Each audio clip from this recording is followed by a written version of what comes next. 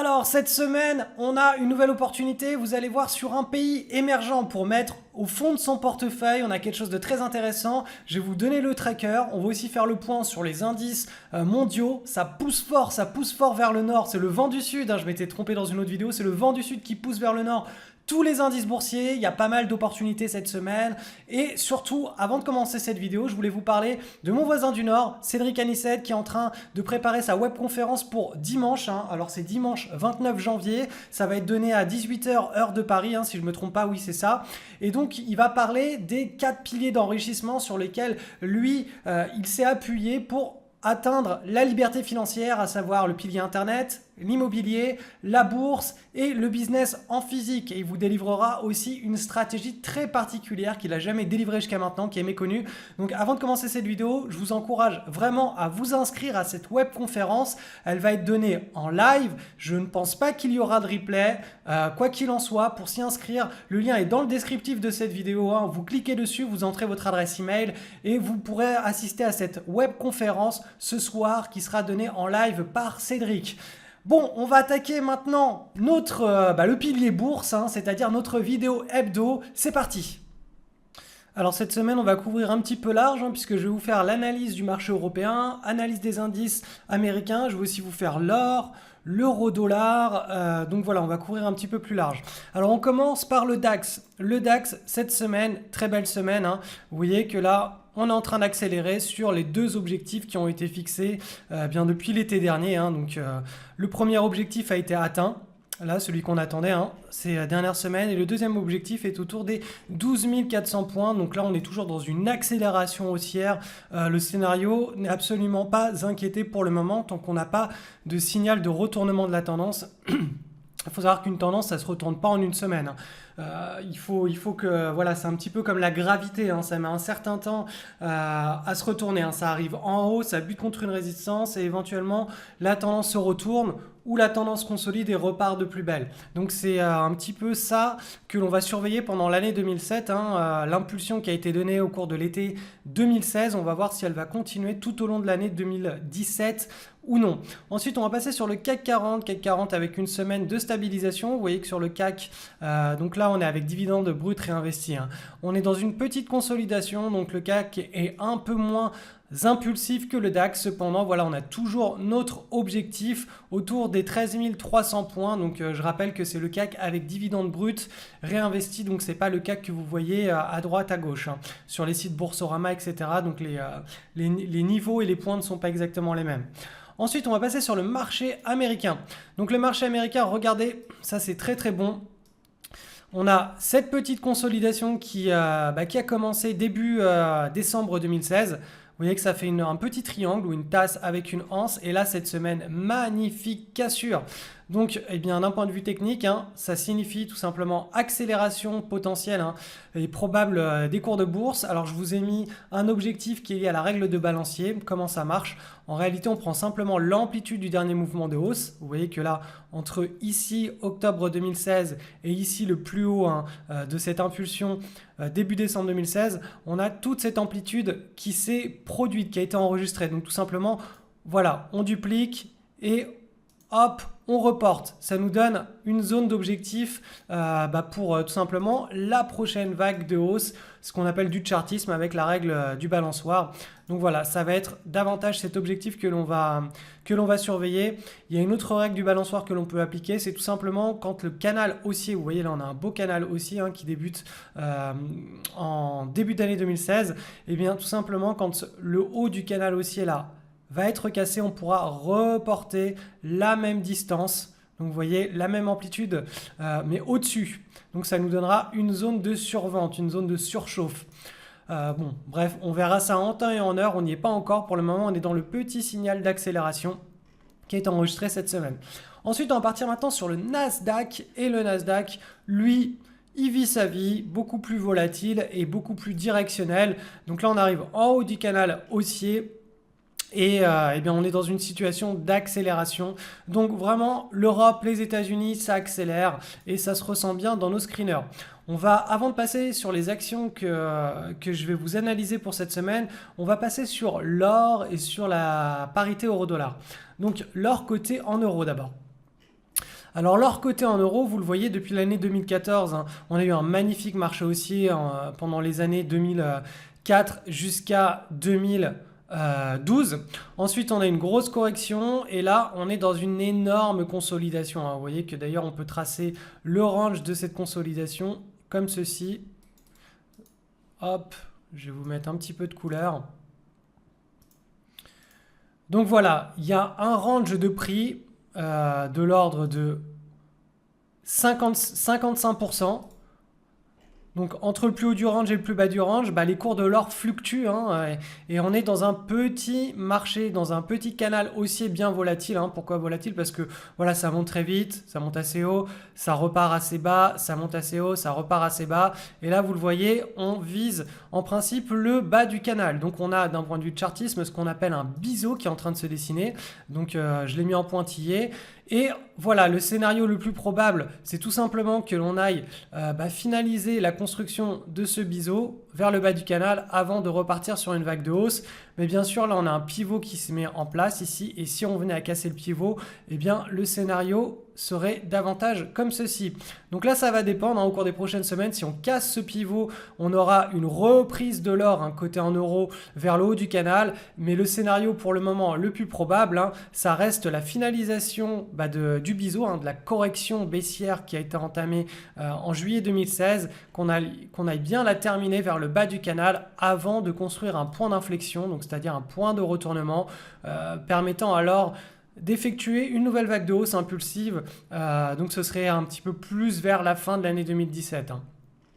Donc ça, c'est pour l'or coté en euros. On va faire maintenant l'analyse de l'or coté en dollars, sachant que le dollar est un peu plus fort que l'euro, hein, depuis que Trump a été élu, notamment. Voilà, c'est un peu plus fort. Donc là, on est dans une situation de correction. Vous le voyez, on a un large canal, une large consolidation. On va voir que la consolidation, elle est beaucoup plus importante. Elle ne fait pas 55%, mais 80% d'amplitude, hein. Vous voyez que là, entre le plus haut du marché haussier qui s'est terminé en 2011 et le plus bas ici en novembre 2015, on a plus de 80% de potentiel de hausse. Donc là, on a eu un beau biseau, donc 2014-2015 qui a été cassé à la hausse. Donc là, on reste dans une dynamique beaucoup plus haussière. Alors dans cette dynamique haussière, bien sûr, on a de la volatilité, hein, et cette volatilité, on est en train de la voir. Donc on avait je l'avais signalé pendant la vidéo hebdo, une cassure à la baisse ici. Donc là, on est en train de dessiner tout simplement une vague de baisse qui ressemble, hop, à ceci. Donc ça depuis quelques semaines, hein, depuis le mois d'octobre. Et donc là, tout simplement, on attend le scénario pour le moment à court terme, hein. Le plus privilégié, c'est tout simplement une continuation vers le support historique, hein, l'énorme support autour des 1000 points. Et là, on est en train aussi de dessiner un petit pivot ici, hein. Cette semaine, on a buté dessus. Donc, si on venait à casser par le haut ce pivot, on aurait tout simplement une nouvelle vague d'impulsion qui pourrait nous donner un autre objectif qui serait ici. Donc vous voyez, pour l'or, le scénario, en tout cas coté en dollars, hein, c'est un petit peu le même que pour l'or coté en euros. On est toujours dans une correction de l'or, hein. Là, sur l'or coté en dollars, on vise davantage le gros support long terme. Mais si on venait à casser le petit pivot qui a été mis en avant cette semaine, on pourrait repartir sur une vague d'impulsion. Mais là, pour la vague d'impulsion, c'est pas le scénario le scénario privilégié. Et enfin, on va terminer ce point marché global, hein, par l'euro-dollar. Donc vous voyez, l'euro-dollar, il évolue depuis 2015 dans un large range, comme ça. Là, on a une tentative de cassure et donc de tout simplement lancer un nouveau marché baissier sur l'euro-dollar ici, mais qui n'a pas été validé puisque tout simplement les cours sont en train de créer un point d'inflexion, une consolidation dans cette boîte que je vous ai mise en verte. Donc là, on est dans une situation attentiste, hein. Soit on casse par le haut et on revient dans la situation de ces dernières années, c'est-à-dire un range, auquel cas le scénario serait un retour vers le haut du range. Soit on casse par le bas,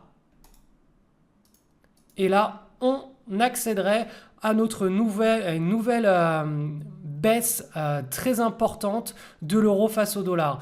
Donc pour tous ceux qui sont baissiers, fortement baissiers sur l'euro face au dollar, on n'a pas encore le signal, hein. Le signal, il faut qu'on l'ait là. Alors il faudrait que ça casse cette boîte. Et pour tous ceux qui sont haussiers sur l'euro face au dollar, eh bien, il faut que le point d'inflexion soit validé, qu'on casse bien évidemment, hein, le haut de cette boîte pour en tout cas reviser voilà, la zone des 1,14, 1,15, c'est-à-dire le haut du range. Donc voilà, on a fait le tour pour les indices internationaux, l'or et l'euro-dollar. Alors avant de commencer l'analyse des actions, je voulais aussi vous parler de la Russie. Les actions russes, vous le savez peut-être, hein, le rouble s'est effondré l'année dernière et tout simplement les actions se sont aussi effondrées et là on est en train d'assister à un point d'inflexion, un point de retournement. Alors je vais vous montrer ça en hebdomadaire, ce sera peut-être plus propre. Donc ça c'est l'indice russe, hein. Alors le tracker pour l'acheter c'est ERUS. Alors il y en a plein des trackers, hein. Je ne sais pas s'il y en a qui sont cotés en euros, en tout cas cotés en dollars, il y en a plein. Donc vous voyez tout simplement cet indice qui s'est cassé la figure, hein, qui est passé de la zone des 65 $ pour atteindre la zone des 20 $. Et là, on a dessiné un point d'inflexion. Donc on a une magnifique base, hein, ici, qui a été cassée là pendant la semaine du 28 novembre. Donc quand on a une cassure comme ça, quand on a une inversion de la tendance, ce qu'il nous faut, nous, pour être certain qu'on assiste vraiment, en tout cas avoir plus de chances de véritablement assister à un retournement de marché, à un nouveau marché haussier, on attend tout simplement la première consolidation qui a lieu là en ce moment. Et si elle est cassée par le haut, là on pourra avoir voilà, notre signal comme quoi on a un nouveau marché haussier sur l'actif. Et là, c'est ce qu'il est en train de se passer. En tout cas, ça peut se passer au cours de la semaine prochaine ou de la semaine d'après. Vous le voyez, alors là on est sur un graphique en hebdomadaire, hein. On a cette petite consolidation. Et là, si on venait à casser par le haut, on assisterait très probablement à un nouveau marché haussier, au retour des acheteurs sur la Russie, hein, sur les actifs russes. Et vous voyez que le potentiel de hausse, il est assez important, surtout que là, on n'est pas sur un tracker à effet de levier, hein. On est sur un tracker classique. Donc, on a un potentiel de hausse aux alentours de 60, entre 50 et 80% de hausse. Donc voilà, ça c'est un tracker à surveiller, enfin en tout cas l'indice russe pour ceux qui font de la gestion long terme, qui veulent mettre un petit peu de Russie en fond de portefeuille, ça peut être un pari assez intéressant pendant l'année 2017. Donc à surveiller cette semaine, la semaine prochaine. Voilà, si ça casse par le haut, ça peut être quelque chose à mettre en portefeuille pour un pari, un tout petit pari en fond de portefeuille à long terme. Alors c'est parti pour l'analyse des actions de cette semaine. Il y en a eu mais pléthore.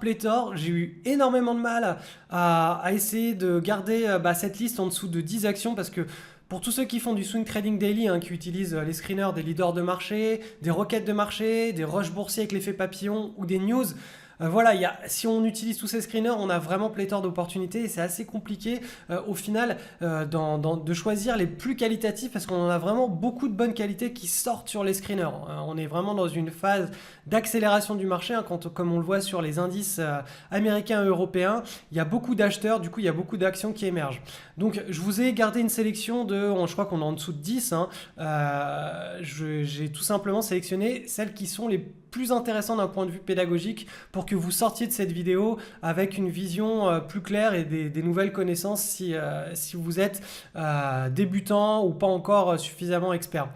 Alors, déjà, je vais revenir sur TAS. Je vous l'ai expliqué la semaine dernière. Donc, dans la vidéo de samedi, je vous disais attention, là, on a un potentiel sell-off. Hein. Voilà, on peut avoir les acheteurs qui arrivent dans les séances d'après. Donc, commencez à bien remonter vos stops, à coller votre stop, toujours hein, dans cette logique de suivi de tendance. Mais ça pourrait se retourner très fort puisqu'on avait déjà évolué entre notre point d'entrée, notre zone d'entrée et la clôture. Ici, on était à 161% de hausse. D'ailleurs, je vous l'ai expliqué la semaine dernière, quand j'ai dit que j'avais un de mes traders qui avait 18 R de gain, donc 18%, 18% c'est pas 1800% comme je l'ai reçu par email, non 18%. Un R, c'est une unité de risque, c'est ce qu'on est prêt à perdre sur son portefeuille. Donc par exemple 1% de son portefeuille, quand on gagne 18 R, on gagne 18 fois ce qu'on était prêt à perdre sur son portefeuille, à savoir 18%. Bref, donc là, pour la semaine d'après, je vous avais expliqué, il fallait faire attention, coller ses stops. Donc là, hop, c'est reparti. Et là, on avait un nouveau sell-off. Vous le voyez, on a un record de volume ici. Alors, je vais l'entourer. Un record de volume, une séance, ce qu'on appelle un doji. Et là, bim, on a eu le retournement donc hier. Alors ça ne veut pas dire que la tendance elle est terminée, ça ne veut pas dire on peut très bien assister à une consolidation et une reprise, mais en tout cas voilà, quand on swing trade des requêtes, quand on a ce genre de choses, on peut déjà commencer à sortir de sa position. On a fait notre suivi de tendance. Là c'est un gain quand même qui avoisine entre le pivot et donc cette séance, on est à 317% de gains. Donc voilà, là vraiment il faut commencer à ne pas être trop gourmand et à vouloir sortir tout simplement ces pièces de la partie. Donc on en revient maintenant aux actions que j'ai dénichées cette semaine grâce à nos screeners.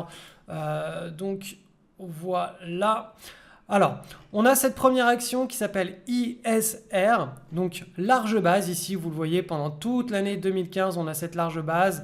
On a une nouvelle construction de base qui est très propre, vous voyez que les fluctuations là, hop, elles se resserrent. On a les volumes sur le breakout.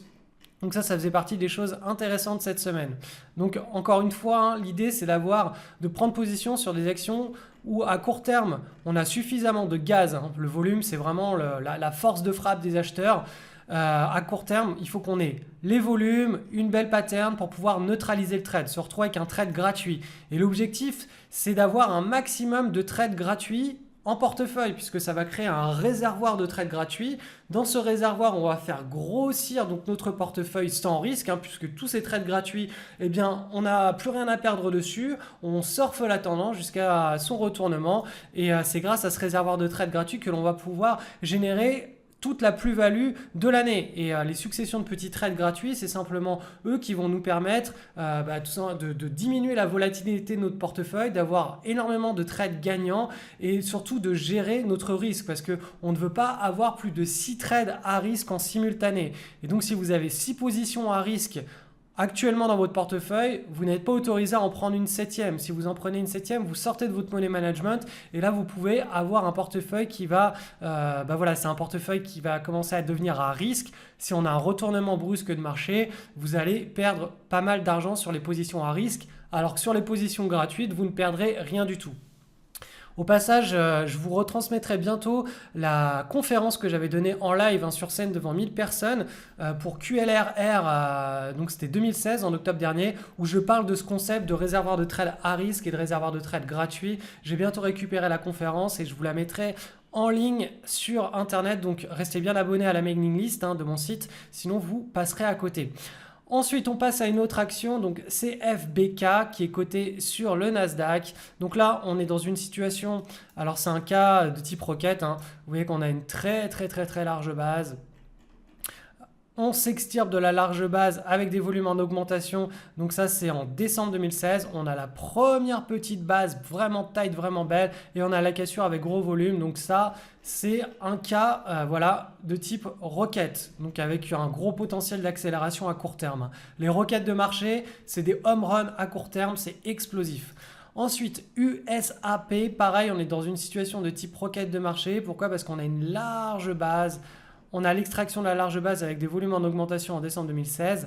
Et là, on a la première petite consolidation qui est très propre, ma foi. Et cette explosion des volumes sur la cassure, sur le breakout. Donc là aussi, c'est de type roquette, voire leader de marché. Quoi qu'il en soit, voilà, on avait quelque chose d'intéressant sur cette action cette semaine. Ensuite, autre titre, LGP. Alors donc celui-ci, on est dans un puissant marché haussier, on a cette large consolidation, on a une petite micro-base, les volumes qui arrivent massivement. Regardez ici avant la cassure, tac, tac et tac. Donc ici avant la cassure, ici pendant la tentative de cassure et ici pendant la validation de la cassure puisqu'on a la clôture supérieure au pivot. Donc là aussi ça faisait partie des choses assez intéressantes cette semaine, même si en soi la pattern n'est pas la plus propre voulue. On a si vous suivez un petit peu mes formations, vous êtes inscrit dans mon école, vous savez que c'est pas ce genre de pattern que l'on va privilégier pour nos prises de position.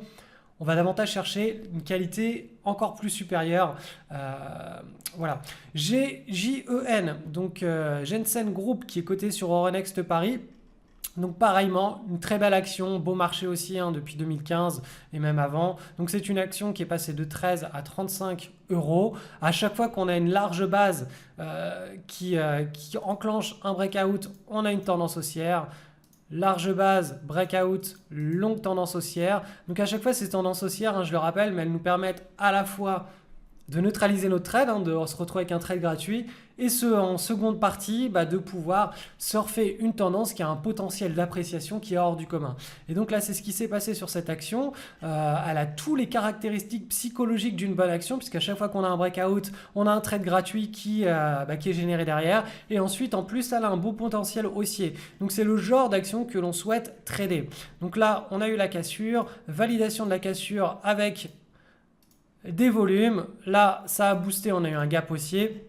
Donc voilà, ça c'est un trade qui est en principe déjà neutralisé. On a déjà un trade gratuit pour ceux qui l'ont saisi. Et c'est une très belle action qui a un beau comportement tout simplement à moyen long terme.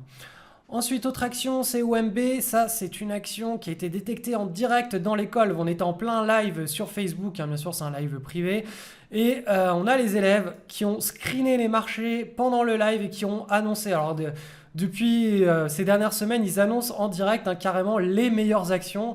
Et ça loupe pas, à chaque fois, on a un trade gratuit ou un beau trade qui passe suite à ces annonces. Donc je félicite les élèves. Plusieurs possibilités pour ce trade, plusieurs scénarios de placement de stop, etc. Donc pour les élèves de l'école, je vous en reparlerai mercredi prochain dans les vidéos privées. En tout cas, voilà, c'était une très belle action. Un beau trade hebdomadaire. Aussi, on va voir ADI. Alors, Analog Devices. Alors celui-ci, c'est une large base cassée, bim, en novembre 2016. On a notre petite base ici qui a été cassée à la hausse cette semaine. On a eu une séance là avec un petit gap. On n'a pas clôturé au-dessus. Et là, on a eu vraiment la validation de la clôture au-dessus. C'est du leader, c'est plus du leader de marché que de la requête. Mais en tout cas, le contexte est bon, hein. Le meilleur contexte pour prendre des leaders ou des requêtes, de manière générale, c'est après une large base. C'est la première ou la deuxième consolidation. Donc ça peut être la deuxième, voire la troisième pour un leader de marché si la consolidation est vraiment très très propre.